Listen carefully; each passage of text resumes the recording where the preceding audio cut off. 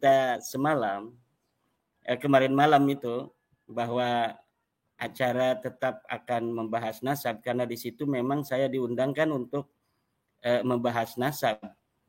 Coba lihat di dalam kronologi dari Profesor Dr. Arif itu, memang saya diundang karena adanya diskursus di tengah masyarakat tentang nasab Alawi, yang menurut tesis saya nasab yang terputus, nasab yang batilun, nasab yang munqati'un, mardudun wa maudhu'un.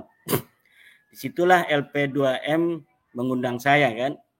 Kemudian ketika podcast semalam itu kita bersama Pada Suka TV, saya ungkapkan apa-apa yang akan saya narasikan di dalam forum diskusi publik internasional itu.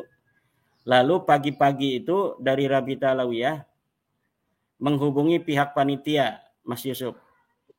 Ya, dan itu dikomunikasikan kepada saya bahwa dari Rabita Alawiyah keberatan dengan adanya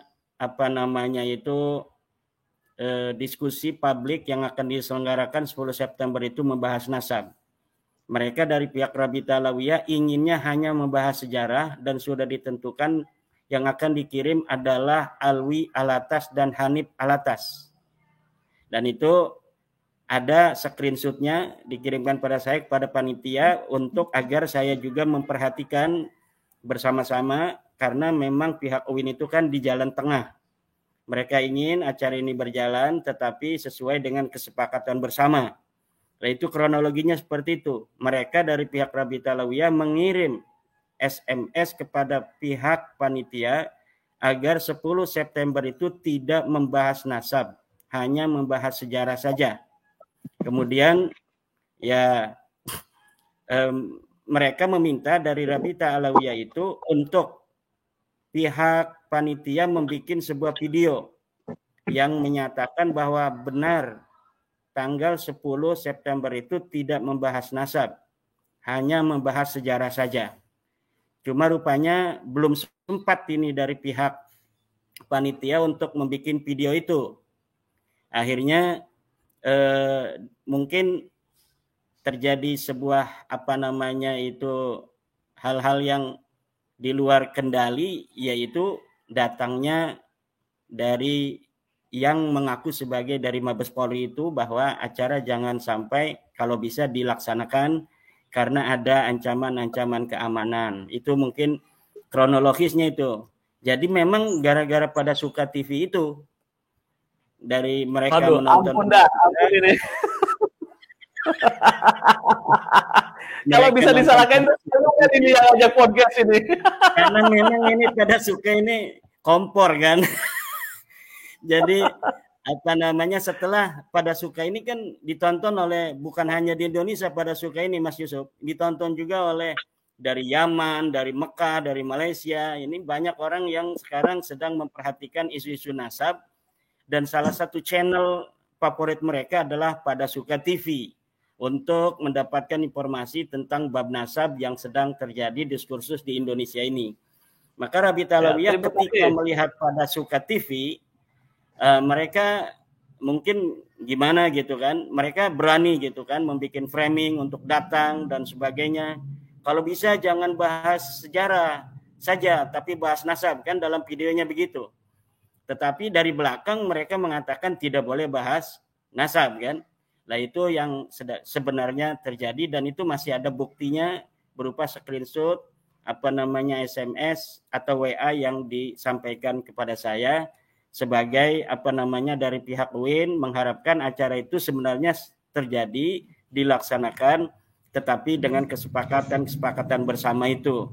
Saya waktu itu belum memberikan statement apakah betul saya bersedia untuk hanya membahas sejarah, karena memang kalau bahas sejarah itu sudah ada tokohnya, yaitu Profesor Dr. Sumanto Al-Qurtubi. Kalau saya lebih ke dalam masalah nasab Alawi yang saya teliti kan.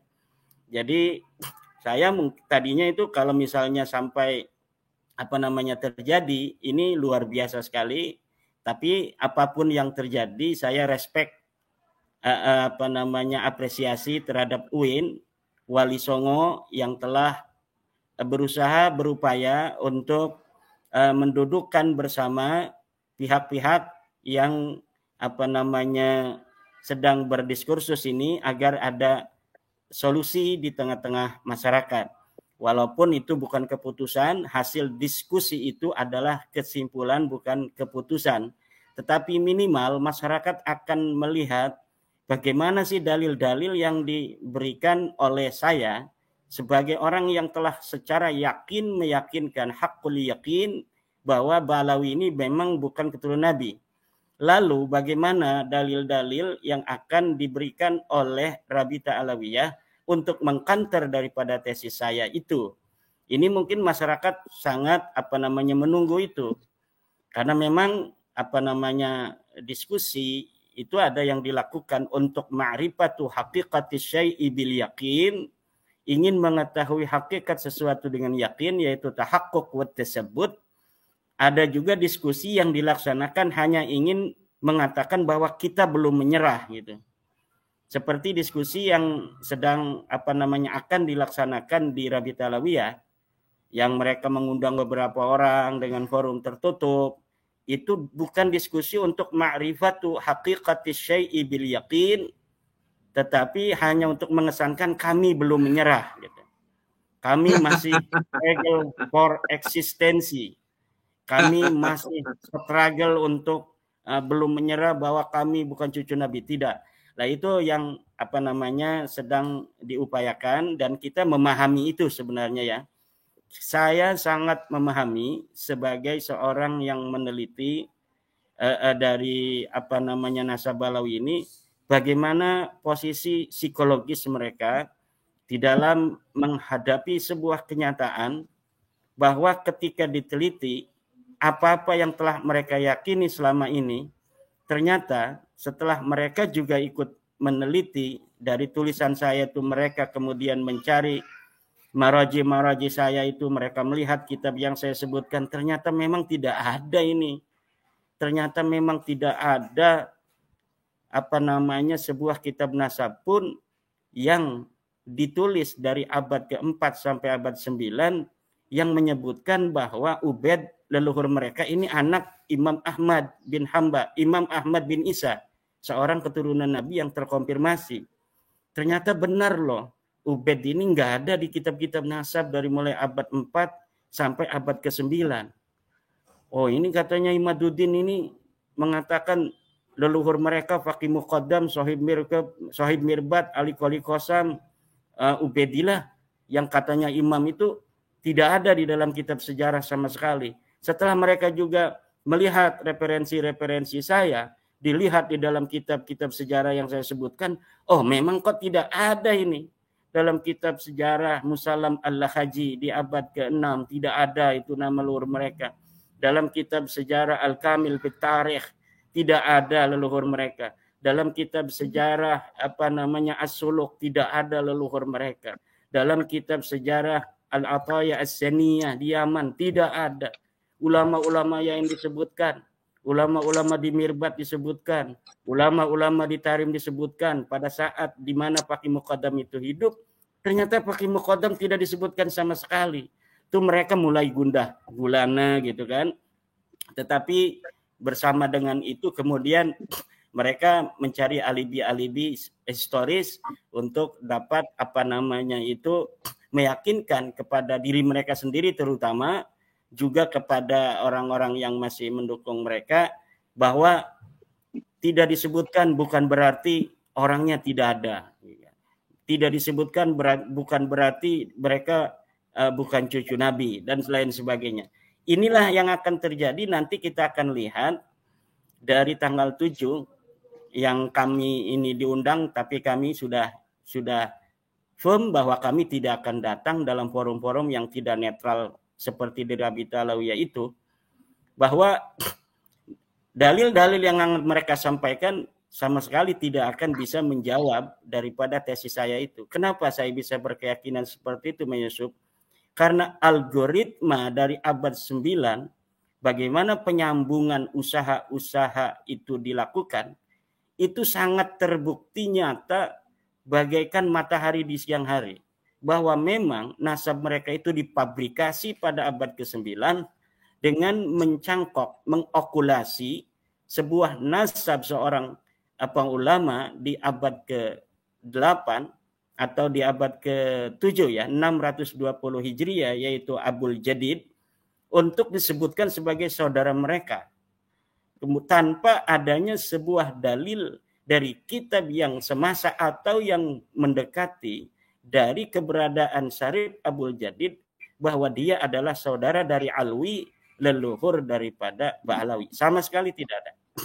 Jadi daripada formulasi di abad 9 bagaimana mereka mencangkokkan nasab itu tidak akan ditemukan pada abad-abad sebelumnya berbagai macam manuskrip yang akan memverifikasi keberadaan leluhur mereka atau memverifikasi nasab mereka. Tidak akan mungkin itu bisa ada.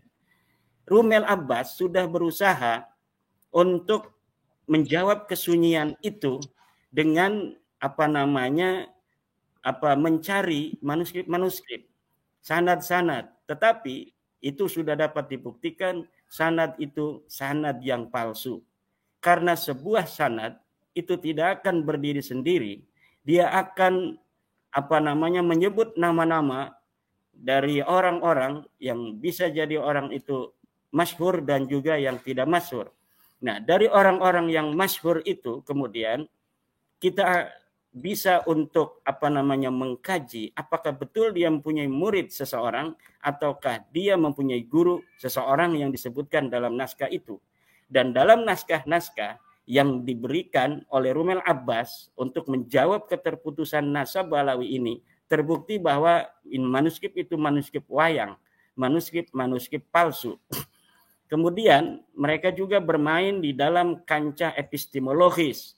Bagaimana katanya apa yang telah saya tulis di dalam tesis itu tidak sama dengan metodologi para ahli nasab.